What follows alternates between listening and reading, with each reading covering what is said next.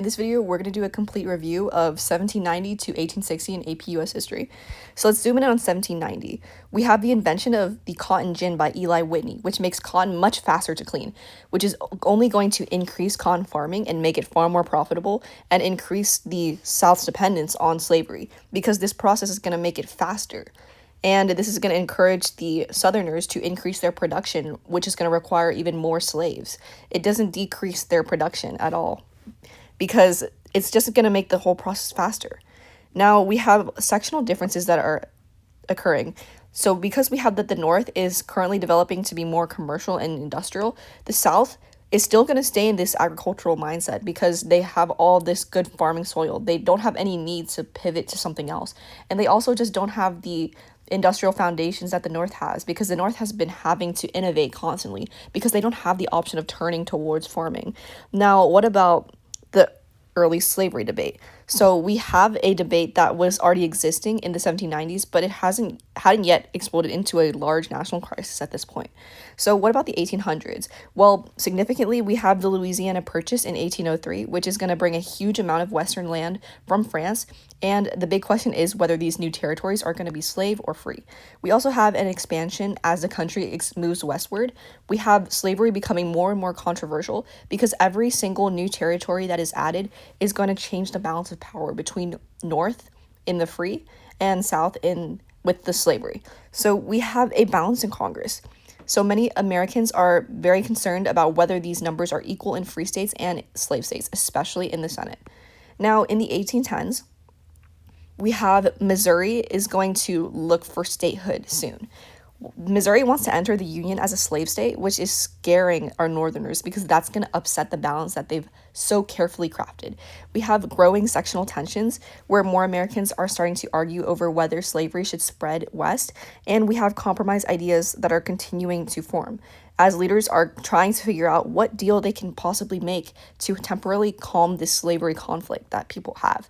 Now, in the 1820s, we have that Missouri officially becomes a state and is admitted as a slave state. And Maine is going to be admitted as a free state in order to keep the balance in Senate. So we have the establishment of the 36-30 line, and this is our compromise, saying that slavery is going to be banned in the rest of the Louisiana Territory north of the line, except for in Missouri. Now, this line is going to reduce our tension, but it's not going to resolve our slavery issue. It's only going to increase our crisis at this point, because we still have these growing ideas of abolition and abolitionism, which is growing in the North as an attempt to end our slavery. And it's just becoming more and more organized. We have Nat Turner's Rebellion in 1831, which is going to be brutally suppressed in 3 days by an organized militia and also federal troops. But we're still going to end up having killed 55 to 60 white people. So overall, it's a huge scare to the Southerners, and it's just going to increase slave laws.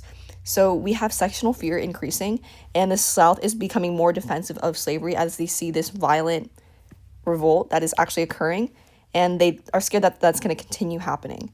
So in the 1840s, we have the continuation of Manifest Destiny, but it really booms. So this is going to be the idea of westward expansion, and it's a natural right for Americans to just move westward and increase their influence based off of ideas of God and religion. So we have the Mexican-American War as well. So the U.S. is going to gain a huge western territory from it, and it's going to reopen the question whether slavery will expand to those areas or not.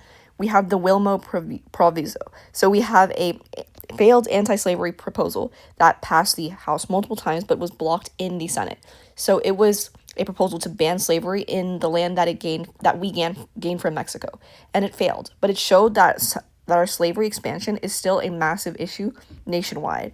Now, in the 1850s, we had the Compromise of 1850, of course, which was a package of laws that tried to calm slavery crisis by admitting California as a free state.